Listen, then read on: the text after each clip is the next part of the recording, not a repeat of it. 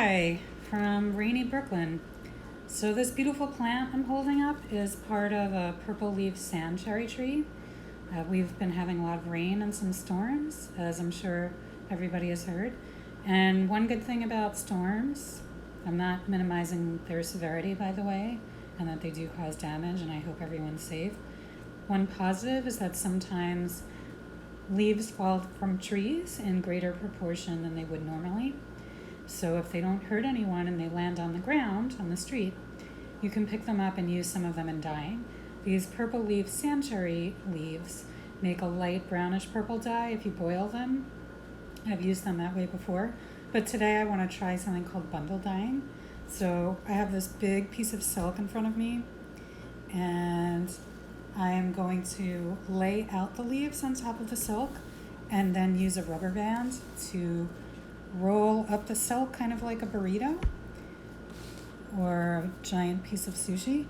And then we're going to steam this and see what kind of colors we get. So I'm just going to set my camera down so that we're going to see my table and see how I place the leaves down. All right, so here are these leaves. I can't just plop them all on here like this. I have to take them off the tree branch, and I can arrange them however I want. They are a little dirty, I'm not gonna lie. There's definitely some debris from both the tree and the street probably on here. So this is not for the faint of heart. It's not for folks who are a little worried about dirt. Dirt has its own, soils are also colorants, so that's something to consider.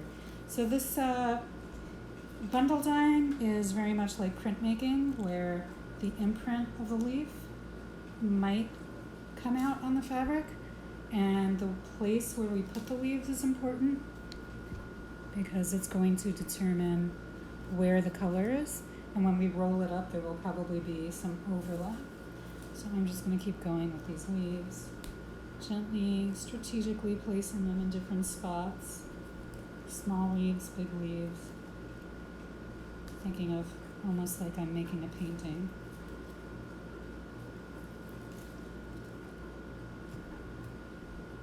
Let's see if we can get a better overview. That's what I have so far.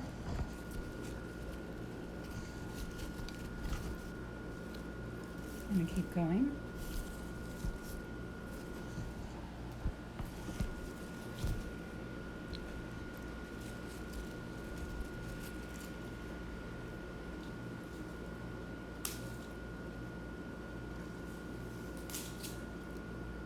This is something you can try at home if you have fabric and you have leaves.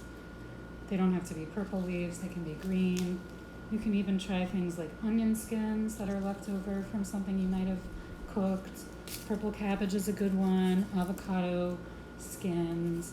The pits are a little big to roll up this way, but the skin would work nicely.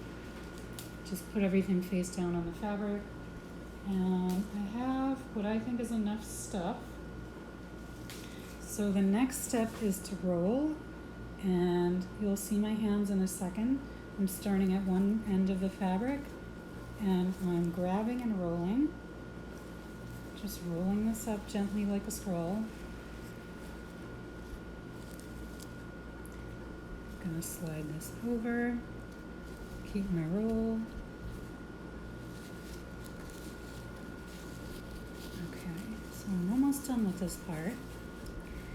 And the next step is that I'm going to fold this onto itself, and I'm going to take a rubber band and I'm going to wrap the rubber band around this. Try to keep it kind of tight. Okay, so in order for the colorants to transfer from the plant to the fabric, I need to make a steamer. So I have a dedicated dye pot, and instead of this lid, I'm going to put a piece of tin foil over it that has holes poked over it, put the fabric on top. With the water boiling, the steam will hit the fabric and the color will transfer. I'll be back in a little bit later with the results. In the meantime, the solar dyeing we did the other day, Once the fabrics dry, they look a little different, so I just thought I would share this again. This was the purple flowers. We got this green with a few purpley blue spots. The other two are so subtle, I don't know if it'll even be clear that this is sort of purple. And the dried indigo, or the woad from the other day, is this one. It's still sort of grayish blue. I think it got even bluer when it dried versus the greenish cast that we had the other day. So again, here's my bundle with the purple sandcherry tree leaves. Purple leaf sandcherry, sorry, I always get that backwards. Beautiful color, right? Deep mahogany purple. Let's see what happens when I steam this. I'm going to be back in a little while and we'll all get to see the results. All right, stay safe and dry today.